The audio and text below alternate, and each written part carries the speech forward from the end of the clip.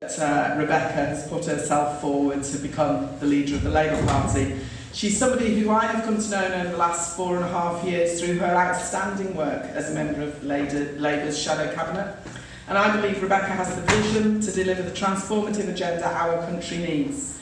I believe she's the right person to lead our party because she has drive, she has courage, and she has the ability to bring our party together. We've just suffered a devastating defeat in the general election where the net loss was 60 seats, and in many areas that we consider to be our heartlands, such as right here in Newcastle-under-Lyme. And we've lost tremendous MPs too, such as Laura, who sat here at the back of the room. It's absolutely vital that we win these seats back. There's no alternative for us. So now is the time that we have to rebuild. And I believe that Rebecca is best placed to demonstrate how Labour can be both radical and economically competent. So it's an immense pleasure for me to be backing Rebecca in the leadership election and to introduce her to you today.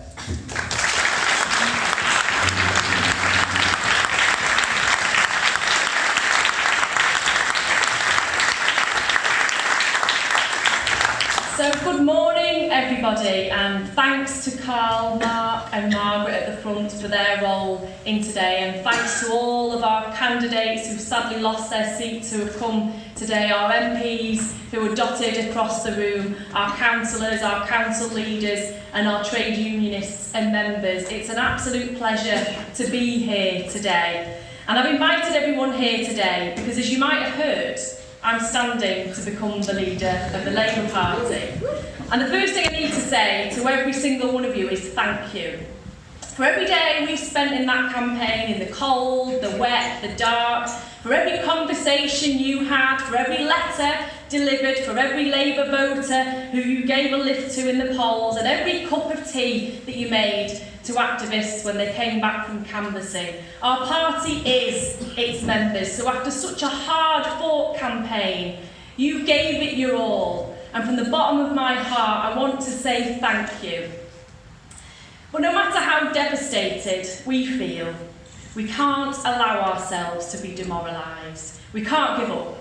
Too many people are relying on us. So we need to regroup for the struggles ahead, rebuild our movement, and fight for that aspirational society based on the socialist values that we all have in this room. But before I truly launch my campaign properly, I'm here because I want to listen.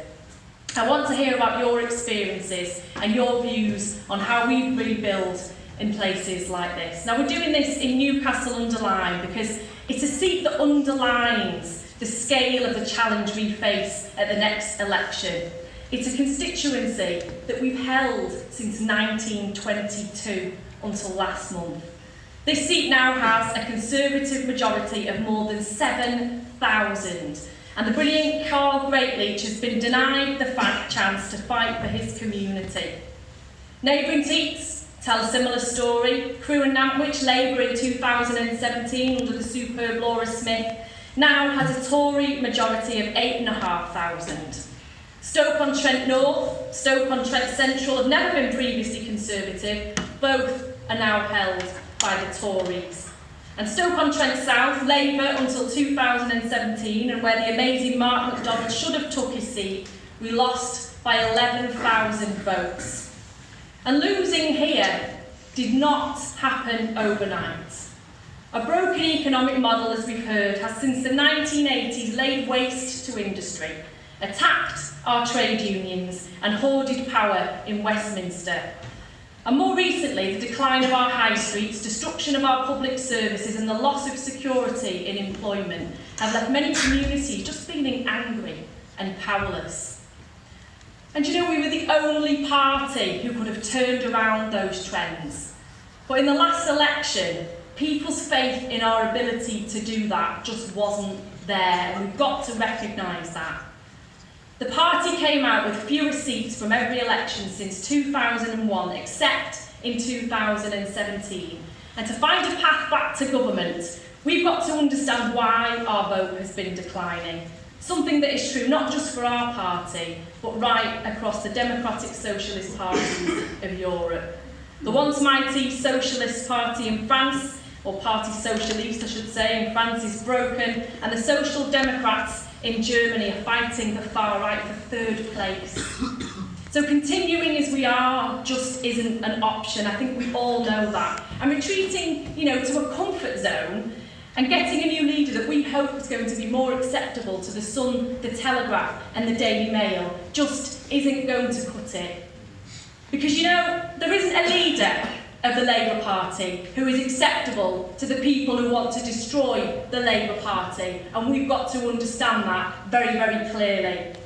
So to the vast majority of good journalists out there, I say, the Labour Party will be more open to you, at explaining our positions, answering the questions you have on behalf of your readers, viewers and listeners. But to those of you who want to smear, well, I'm sorry, but we've got more important things to do, quite frankly.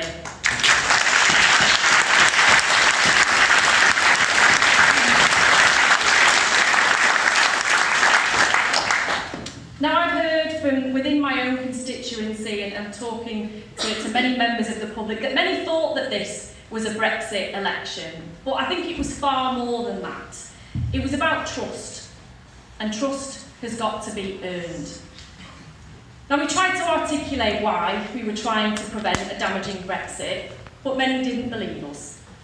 And our compromise position of a second referendum sadly led to mistrust in many of our communities. Our attempts to bring together those divided views failed, and I was told time and time again on the doorstep by those who voted Leave in my constituency and across the Midlands and the North that they just thought we didn't respect the democratic mandate. We've got to remember this, and we can never let that happen ever again. Now, our campaign also failed. Our Green New Deal, which I've spent the last 4 years developing with members, trade unions and communities across the country, cut across the divides in our coalition. Town and city, young and old, Leave and Remain, polling before the election showed that up to 56% of voters in the West Midlands supported the creation of good new green jobs and mass government investment in climate infrastructure. But our campaign seemed to fail to champion these policies, despite it being a huge part of our manifesto. And we didn't develop a narrative that was making us likely to win. Instead, it tended to seem that we were falling back on scare stories from Boris Johnson to the NHS.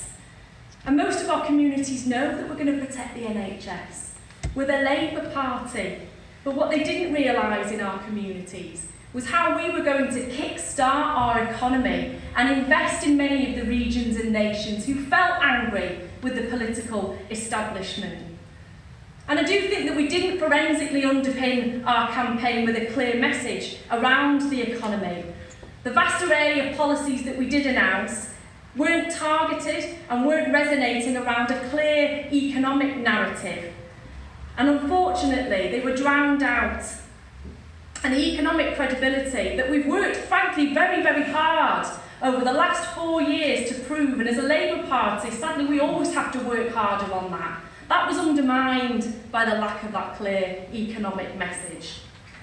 Now, the issue of trust also extended to how we run our own party, sadly, and it broke my heart, as it did many members in this room, I'm sure, and many of my members in Salford, to hear that lifelong Jewish voters in our communities just couldn't support us because we'd lost their trust. Now, we're the party of Harold Lasky, the Lever brothers, Ralph Miliband and Philip Gould, and we've got to make sure that this never happens again and that this trust is rebuilt quickly. And voters didn't trust that we were united within our own party. Our voters expect us to be united and professional. And yes, we are passionate about what we believe in because it matters so much. But that passion must never spill over to abuse, wherever it's coming from. We will respect each other, as you all do here in this room, and we will bring ideas from across the different traditions of our movement. That goes for our members and it goes for our elected representatives. And under my leadership, there will be a shadow cabinet that draws upon the entire breadth of the party going forward. And I know that you already know that I'm supporting the brilliant Angela Rayner to be deputy of our party. Because unity in our cabinet, unity with our leader, and unity is across the party. That's the only way we're going to win. Because divided parties don't win elections. That is a fact.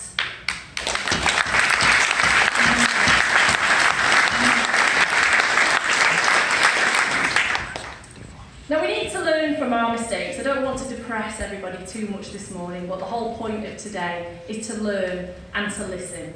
But we've got to build a winning strategy for the future as well, and each of you will be central to that. And that's why I'm here today to ask you, how do we rebuild? How do we win? And what went wrong? Now I'll briefly provide some thoughts to start the discussion. I'm sure you all know where our principles lie and where I'm coming from politically, but my vision is one of a democratic and aspirational and decarbonised society. One that hands wealth and power back to ordinary people. And it's a vision that can bring together the young who don't want to live on a dying planet, and those in towns like Newcastle-under-Lyme who desperately want the dignity that comes from new, good, clean jobs, and the whole country who's going to be proud to lead the world when it comes to climate change, both in terms of our actions but also our industries. I also want to strip away power from Westminster, devolving it to our regions and national assemblies and national parliaments.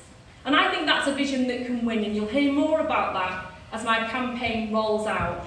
And it can win by bringing back together all of Labour's heartlands, old and new, taking back power for our people. And in the words of Nye Bevan, the purpose of getting power is to be able to give it away. And this is about empowering our communities. Now, there are no easy answers. And winning in 2024 is a tall order. But we can do it, and we will do it. I'll guarantee you that. We can't afford anything less. Our communities rely on us. Our communities can't stand more Tory government. Our planet can't stand more Tory government. And the most vulnerable in our society will be stamped upon by more of a Tory government. So we've got to regroup and rebuild. And together we will do this. And we do it around our principles, which we're proud of, and we do it around a winning strategy. And I know most of you here today, and I know that you know, that I'm not personally ambitious, but I have ambitious principles. We should always stand true to what we believe in. And our job as politicians is to lead the way, explain to our voters what we believe in, and show them that that aspirational socialist future that we all believe in can be a reality. So I look forward to hearing the discussions today, and I look forward hopefully to seeing many of you on the campaign as it goes forward. But today is to learn and today is to listen. So I'll be coming around the table shortly to hear what everybody's got to say, and thank you again for coming here today.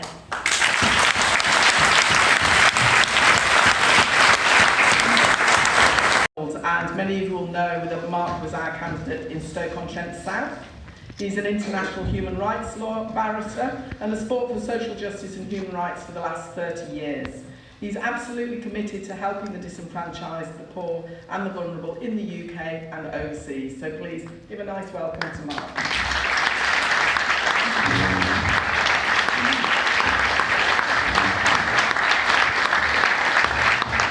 I'm a little bit envious of Carl really being selected. I think in the November I was selected. I think I was the first candidate selected after the 2017 elections.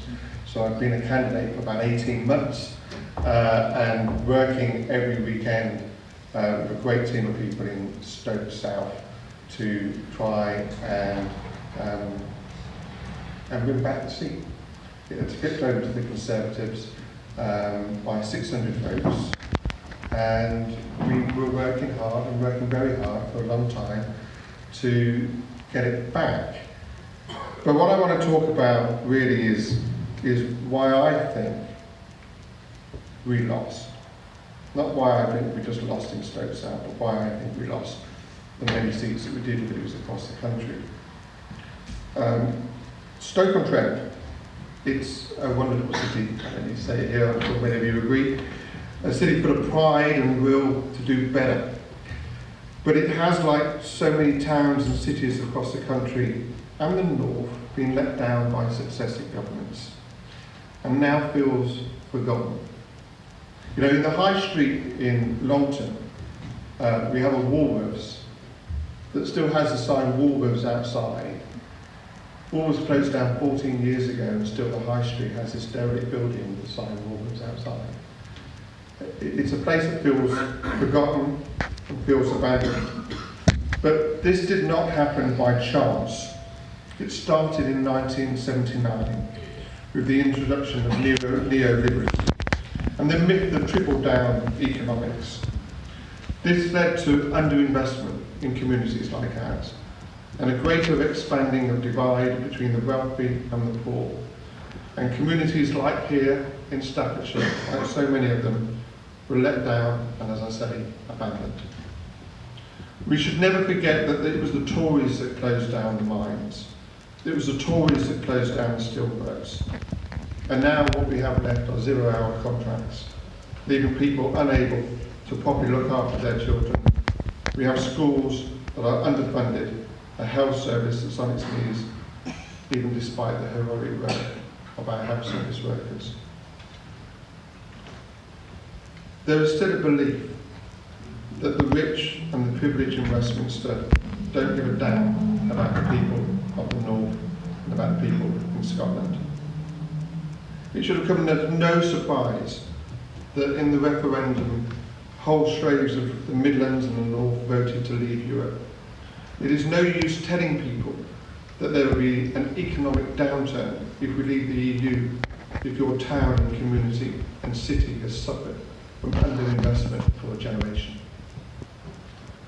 As we found to our cost, that roar that we heard from the North and from the Midlands didn't go away with the referendum. The anger is still there. It was palpable. I felt it on hundreds of doors that I knocked on across the constituency.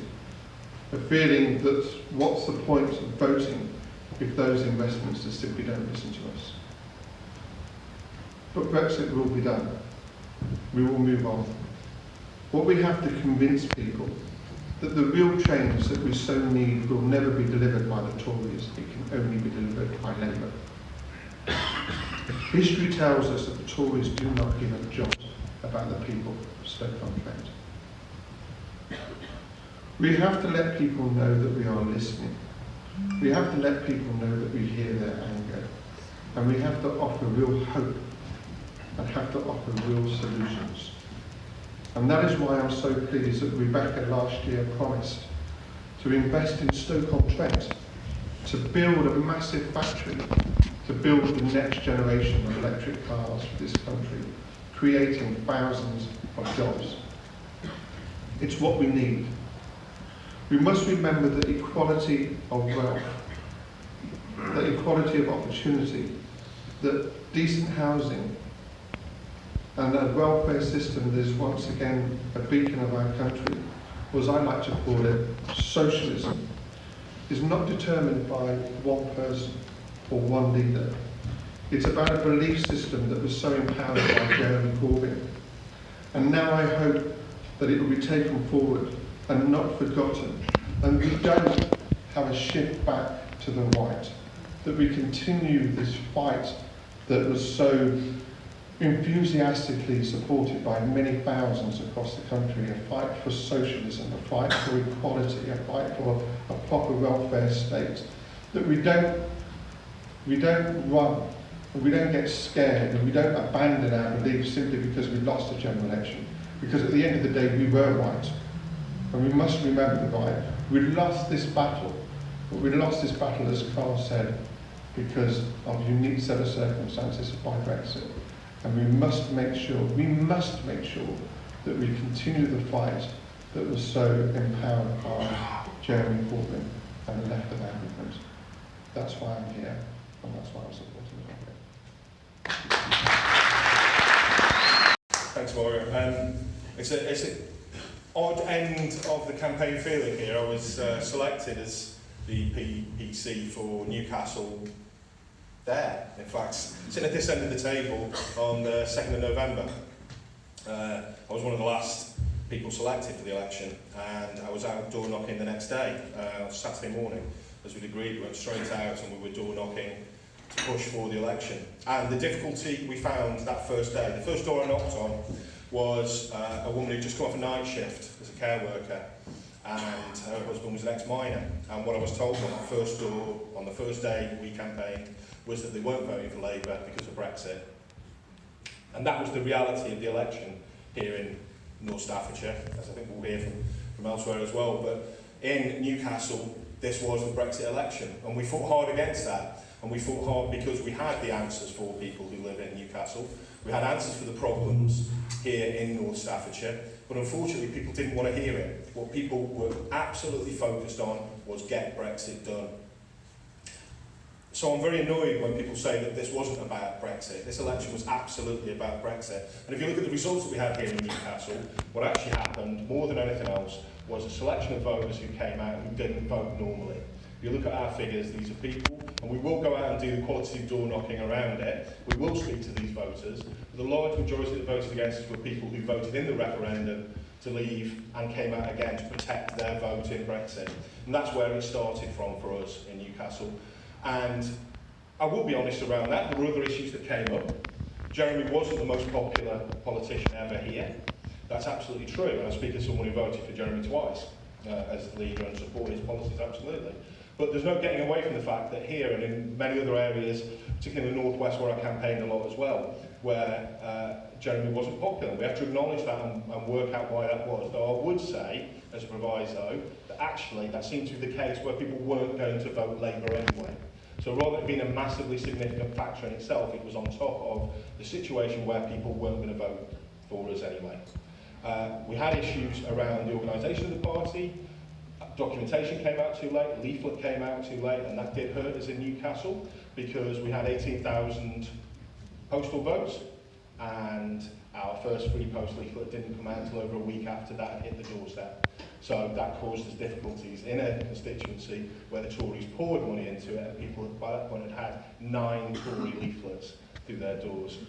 And as I've already referred to, the manifesto was excellent. There was lots of excellent stuff in the manifesto, but it wasn't focused. There was too much in there. People started not believing it. I was receiving phone calls on the day of the election from young voters, first-time voters who wanted to vote Labour, but were saying, I don't believe that you can bring all this through. And that was a problem for us. Excellent stuff in it. We had to focus that message. Those were the 4 areas going forward. And we've got to get that right, because to be clear, as I say, the manifesto was excellent. It had excellent things. It had the answers. But we've got to get that across. And if people don't believe us, the people of Newcastle-under-Lyme don't believe that we can make the changes that they need, we're not going to be in power again. And that's why I'm delighted to be here. I'm delighted to see so many people to help put a push to places like Newcastle-under-Lyme, where we need to get back out. We need to get out talking to people and saying to people why Labour will make the difference. And that's why I believe, that's why I'm here, to support Rebecca Long-Bailey's leadership campaign, because I genuinely believe she is the person who will be able to put those messages across, that will have the passion and the energy to drive us forward in places like Newcastle-under-Lyme. Thank you very much.